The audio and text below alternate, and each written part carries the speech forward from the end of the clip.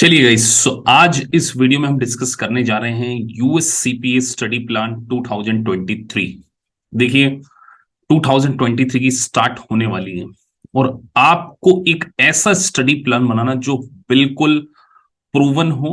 और अगर आप इस स्टडी प्लान को फॉलो करते हैं, 2023 में आपके पास अमेरिका, जो कि सुपर पावर कंट्री है, उसके chartered accountant, certified public accountant का ये डेजिग्नेशन आप 100% अचीव कर लेंगे। चलिए गाइस, वीडियो में आगे बढ़ते हैं और पूरा डिस्कस करते हैं डिटेल में कि किस तरीके से आप इस स्टडी प्लान को फॉलो करके अपने यूएससीपी की एग्जाम को क्या कर सकते हैं, फर्स्ट अटेम्प्ट में क्रैक कर सकते हैं। चलिए लेट्स गेट स्टार्टेड। देखिए, सबसे पहले हम पेपर ऑर्डर के बारे में डिस्कस करें कि हमें पेपर कौन सा पहले देना चाहिए। तो देखिए, बेसिकली 4 सेक्शन है: एफएआर, ऑडिटिंग, बीसी और रेगुलेशन। मेरा मानना है कि जो सबसे कॉम्प्लिकेटेड सब्जेक्ट, कॉम्प्लिकेटेड और कहें लेंदी, वो है एफएआर सब्जेक्ट। आपको आपकी स्टडी ऐसे प्लान करना चाहिए कि आप एफएआर सब्जेक्ट और ऑडिट सब्जेक्ट को साइमल्टेनियसली लेके चलिए, क्योंकि जो चीज आप ऑडिट में करने वाले हैं वो आप एक्चुअली में फाइनेंशियल अकाउंटिंग एंड रिपोर्टिंग में भी पढ़ते हैं। एफएआर सब्जेक्ट क्या है? यूएस गैप है। जिस तरीके से अमेरिकन कंपनीज अपने फाइनेंशियल स्टेटमेंट बनाती है, तो आपको फार और ऑडिट में बहुत ज्यादा मतलब रिलेवेंसी फेस करना पड़ेगी। तो फार और ऑडिट को आप साइमल्टेनियसली लेके चलिए। उसके बाद बीसी सेक्शन को आप चूज कर सकते हैं और लास्ट में रेगुलेशंस, क्योंकि देखिए, अगर आप रेगुलेशन को पढ़ लेंगे और बीच में मान के चलिए किसी प्रकार का कोई चेंजेस आ जाता है, तो फिर आपको थोड़ी सी डिफिकल्टीज हो सकती है। तो फार ऑडिट का एक सेगमेंट और बीसी और रेगुलेशन का आपको एक सेगमेंट बनाना चाहिए। उसके बाद सबसे इंपॉर्टेंट बात में अगर आपको एफएआर सब्जेक्ट में कहूं ना, देखिए एफएआर सब्जेक्ट यूएस गैप है, तो आपको अपनी यूएस गैप की टर्मिनोलॉजी को बहुत ज्यादा स्ट्रांग करना चाहिए। मैं हमेशा वीडियोस में बहुत बार रिपीट करता हूं कि आपका बेसिक्स, आपका फाउंडेशन बहुत ज्यादा स्ट्रांग होना चाहिए। अगर आपने इन चीजों को इंप्रूव कर लिया, डेफिनेटली आप पहली सीढ़ी में कहूंगा कि एफएआर को ही आप चूज कीजिए, क्योंकि एफएआर निकल गया, इसका मतलब आप में टैलेंट है। आप यूएससीपी के चारों एग्जाम को निकाल सकते हैं गाइस। वन पेपर की कॉस्ट अराउंड 50,000 है, तो आपको ऐसी स्टडी करना चाहिए कि आपको दोबारा पेपर ना देना पड़े। तो सबसे पहले जो ऑर्डर ऑफ पेपर हो सकता है वो होगा आपका एफएआर, ऑडिट, बीसी और रेगुलेशन।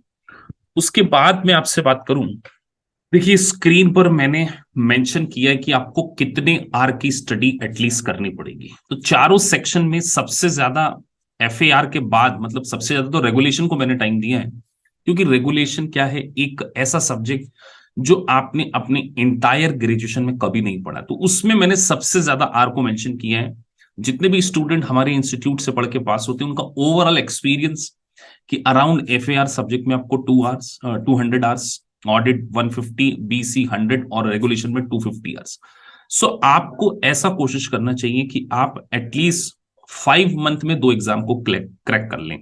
आप ऐसे भी प्लान कर सकते हैं कि पहले एफएआर की आप स्टडी कर लें, 2.5 मंथ में आपकी उसकी प्रिपरेशन हो जाएगी, then you can start the auditing. ये साइमल्टेनियसली एफएआर और ऑडिट को आप क्या कर सकते हैं, टुगेदर कैरी ऑन कर सकते हैं। तो overall 350 hours for 2 papers, 200 FAR में, ऑडिट में 150, 350 आवर्स को आप 3 to 4 मंथ में क्या कर सकते हैं, एलोकेट कर सकते हैं। एटलीस्ट एक डिसिप्लिन के साथ में आपको डेली 2 to 3 आवर्स पढ़ना पड़ेगा और वीकेंड्स पे सैटरडे संडे आप 4 to 5 आवर्स की रेगुलरली अगर 4 to 5 मंथ स्टडी करते हैं, तो एफएआर और ऑडिट की अच्छे से आपकी प्रिपरेशन हो जाएगी। तो ये मैंने आर्स में क्या किया है, इसको बाइफरकेट किया है। तो इसी सीक्वेंस में आप फॉलो कीजिए, ये आपके लिए एक बेटर वे हो सकता है एग्जाम को पास करने का। उसके बाद हम बात करें कि देखिए, मैं हमेशा बोलता हूं कि अगर आप कोई भी प्रोफेशनल एग्जाम को स्टडी कर रहे हैं, तो एक बात आपको और ये ध्यान रखना चाहिए कि परफॉर्मेंस ट्रैकिंग, मतलब जो भी आपने स्टडी करी उसका आपके पास डेटा एनालिटिक्स होना चाहिए।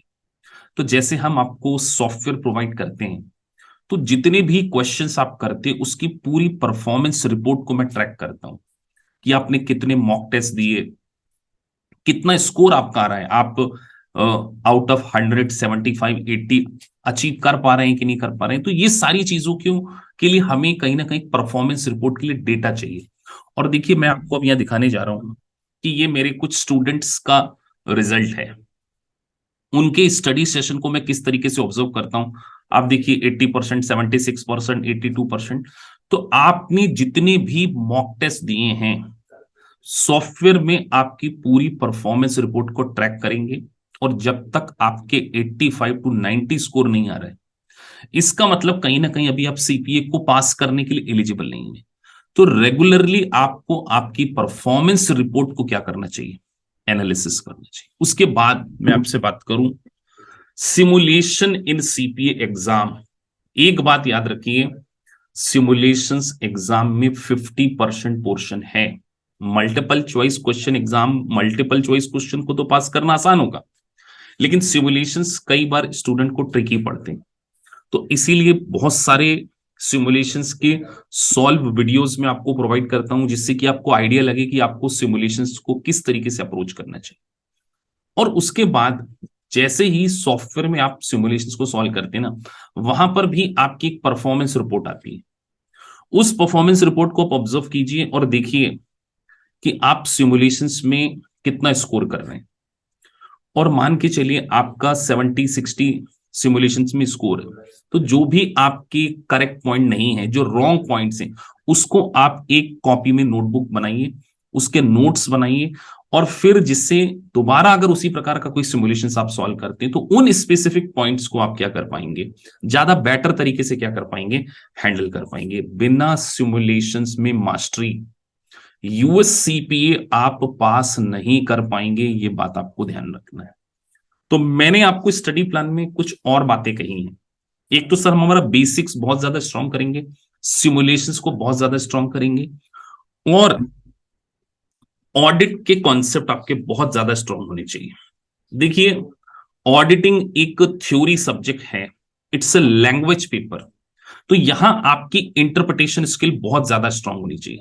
अदरवाइज आप क्या कर सकते हैं, स्ट्रगल कर सकते हैं। तो इसीलिए ऑडिट के छोटे छोटे बेसिक कॉन्सेप्ट्स के मैंने बहुत सारे वीडियोस मैं स्टूडेंट्स को प्रोवाइड करता हूं, क्योंकि ऑडिट सेगमेंट में आपको एज ए ऑडिटर सोचना होगा, आपको ऑडिटर के प्रोस्पेक्टिव से सोचना पड़ेगा। यहां पर बहुत सारे डॉक्यूमेंट्स को आपको रिव्यू करना होता है।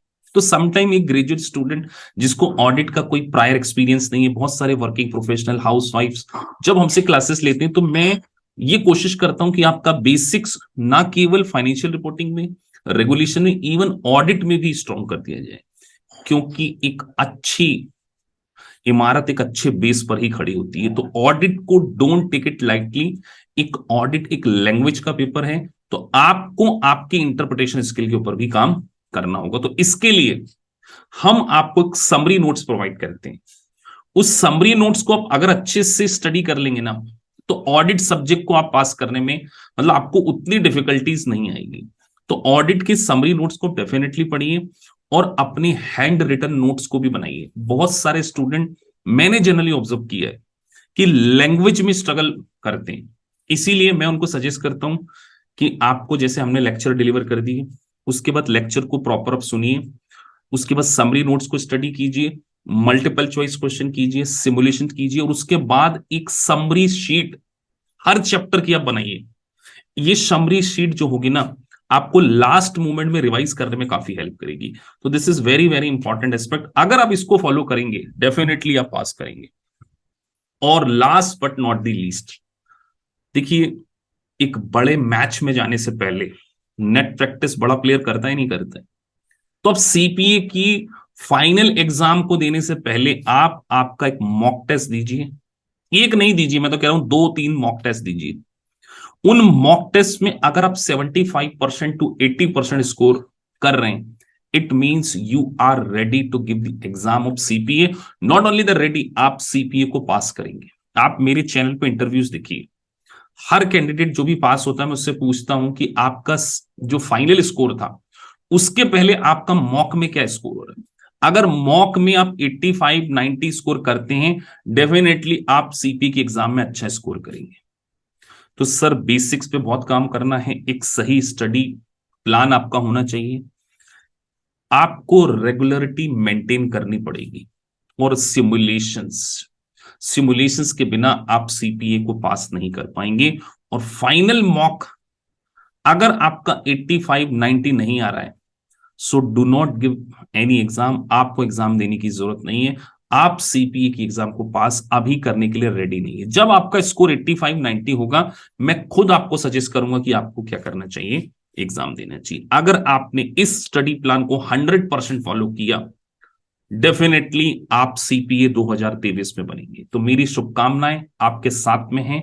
एक बहुत बड़ा प्रोफेशन जिसको आपने या तो ज्वाइन कर लिया है या करने जा रहे हैं। So all the best. Definitely 2023 में सीपीए ये आपका ड्रीम नहीं रहेगा, ये रियलिटी में बदलेगा। So thank you for watching this video. अगर आपको वीडियो अच्छा लगा है, so please like and subscribe the channel, जिससे कि इस प्रकार के वैल्यूएबल कंटेंट आपको टाइम टू टाइम मिल सके। Thank you for watching this video. Thank you very much.